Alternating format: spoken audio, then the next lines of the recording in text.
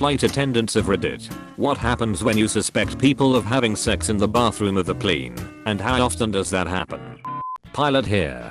Once heard our senior cabin crew bang the door and shout in her thick Irish accent, "If I'm not getting any, yous to sure as hell aren't.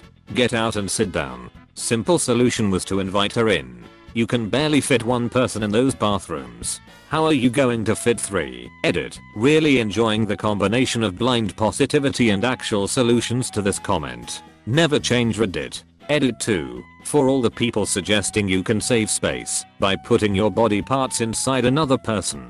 I don't care how big your dick is. That isn't what's creating the space problem in an airplane bathroom. Not with an attitude like that, you can't. Every once in a while, being horny allows you to live above the laws of physics. I think the original Mile High Club was meant to be exclusive because it's difficult to do. I wonder if the term was originally meant more for private jets. It goes way back before jets, and maybe the reason the autopilot was invented in the first place. It was during November of 1916 when Sperry began giving flying lessons to a New York socialite by the name of Mrs. Waldo Polk. Polk's husband was off in France driving an ambulance at the time. The couple were aloft in a Curtiss flying boat over Babylon, New York one day, evidently engaging in carnal pleasure through the benefit of Sperry's recently devised autopilot. Suddenly something went wrong, and the plane plunged 500 feet into Great South Bay. Fret not. They survived. 2 duck hunters paddled to the wreck and rescued. Much to their amazement, the naked couple. Apparently Sperry stated the crash divested them of their clothing. The couple was brought to Southside Hospital, with Sperry walking, and Polk alongside in a stretcher. http millerhighclub.com/founding member/ Polk's husband was off in France driving an ambulance at the time. Her husband is away saving people's lives in a war zone, and she cheats on him.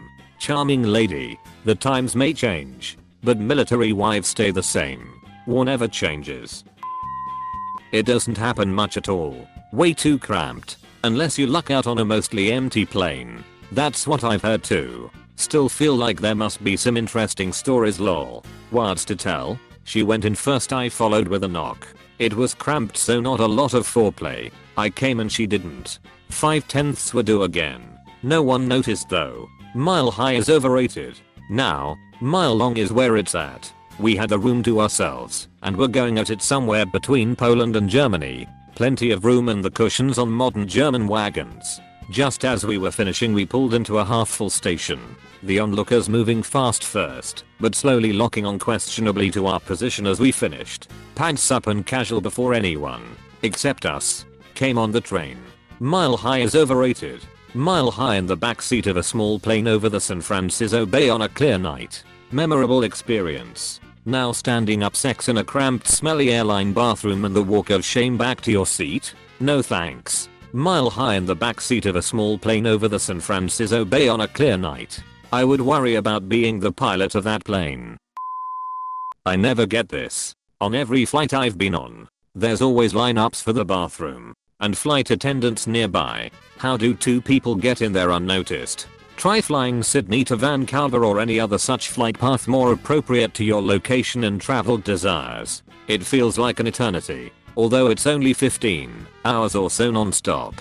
During the middle of the night in terms of the departure time zone, it is usually super quiet and all the lights are off. Only, the real pain in the ass for Australians is flying to Europe. 15 hours to Dubai or Doha, and then another 8 hours to Paris or London. One 15-hour flight is only light torture for us. Edit. I get it. New Zealand is slightly further away. I fly out of Tasmania to Melbourne or Sydney first too. Just teleport like everybody else, geez. Never tried. But read that it's easier to dirty spoon under blankets on a red eye than use the tiny bathroom. Yeah, but that would also make getting caught so much more likely. I still don't know what would happen if you got caught though lol. IDK. On long haul / transatlantic flights no one is walking around much a couple of hours in. The lights are dimmed.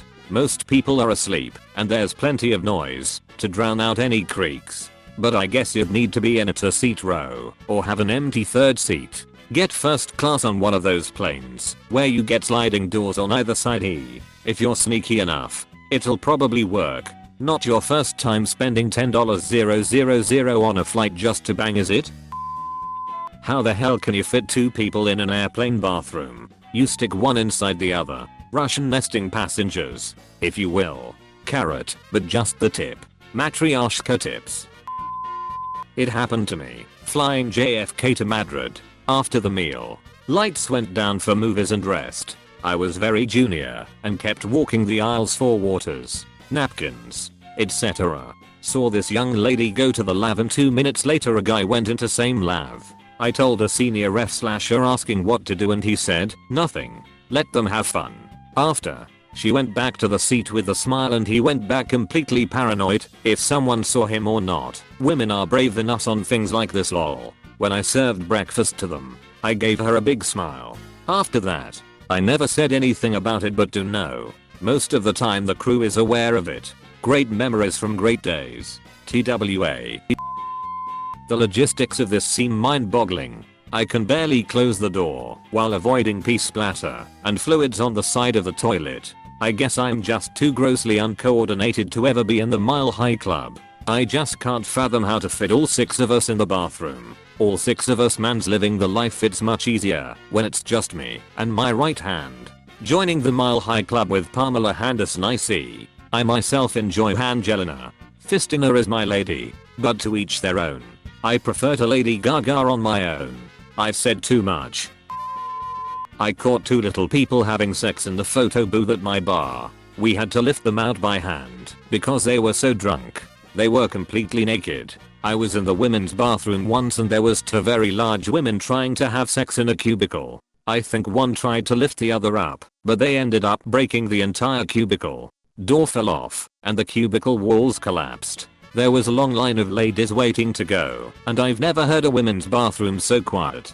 We were all gobsmacked. Apart from the woman, who had a wall fall on her. They sheepishly climbed over the rubble and hauled ass. Edit. Wow, thanks for Sparkly. Why? Why would you ever do that? I never imagined the scenario 2 fat lesbians try to do it in a bathroom would actually happen. So many things have be present, first to lesbians, then both fat, then both want to do it in the bathroom. It's unreal. I think the serious tag should have been attached to this. Yeah, poor oversight on my part, lol. Serious answer, not very often. How do we react? It depends. If they are first class passengers, you pretend you don't see. I once had a couple ask me if they both could use it together. Confused, I asked why.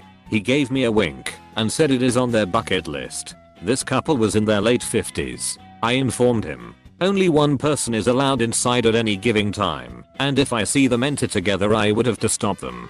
However, I will be leaving for 15 minutes now. They did the deed and thanked me. I'm all about helping people tick off their bucket lists. And what if they are not first class? Then they can fuck at sea level with the rest of the plebs. Open bracket. If it makes you happy, there is always a bigger fish. Some astronauts probably fucked on the International Space Station and they get to absolutely whip and nini on all the Mile High Club members. Not a flight attendant but a pilot. I've been flying for a few years and luckily haven't had anything of the sort. Close saint I've personally had was a flight attendant get unwelcome touches from a drunk passenger. It's mildly satisfying having charges pressed and the customer service folks informing that passenger who had hundreds of thousands of miles and enormous status with the airline lose all of that and banned from flying with us on top of it all. Everyone forgets that cabin altitude of airliners is 6-8k feet and the light mild hypoxia means alcohol affects you significantly more than on the ground. The trick is not to sexually assault people even when you're drunk. Pro tip right here. It doesn't happen that often because the lavatories are gross and you should never touch anything or you will get chlamydia and die. Also, maybe it's just me, but since no one looks at the occupied sign, if whoever is in there remembers to lock it at all, I instinctively tell people there's someone in there whenever they approach. So it's possible people have tried and I unwittingly kill the mood. And then they have to stand in my galley in utter shame waiting for the bathroom that they don't even have to use as I munch, oblivious, on my salad until their partner comes out and the two have to have a conversation about the failed event using only their eyes. Mile High Cock block. How dare they block my Mile High Cock? Foxbox wank socks. You can't just say things I fly for a really big international airline, so I had chance to see people from all over the world. Still, I can say it doesn't happen that much. What happens / how I react depends on the flight, passengers and their previous attitude. Mostly, I just knock the door and mind my own business if they don't disturb others. The main problem is in case of emergency or sudden turbulence, lovebirds will almost certainly get hurt, and there is no way I can explain to the company how I let it happen. Nobody wants to do it for that minor thing, but on paper, the passengers can be picked up by airport police and charged even. Edit. Typo. I barely have space to piss or turn around in those tiny bathrooms, let alone get jiggy with it. Honestly, it sounds so uncomfortable. A friend was telling me his experience like it was the best thing he's ever done, and I was just thinking about how many times he probably hit his head on the ceiling. Lol. Hit his head on the ceiling, some gave all. Okay, not completely related, but my sister was in the bathroom on a flight and the captain announced, "Ladies and gentlemen, we will be experiencing some slight turbulence." Suddenly the plane dropped, then shuddered and stabilized. IDK, what the hell kind of turbulence that was? All I know is I heard the most blood-curdling scream come from the bathroom. My sister comes out of the bathroom like she had just looked into the eyes of death. I suppose she thought we were crashing, lol. When she sat down, she informed me that she had just fallen off the toilet, so it's safe to say I will never attempt to join the Mile High Club. Just imagine.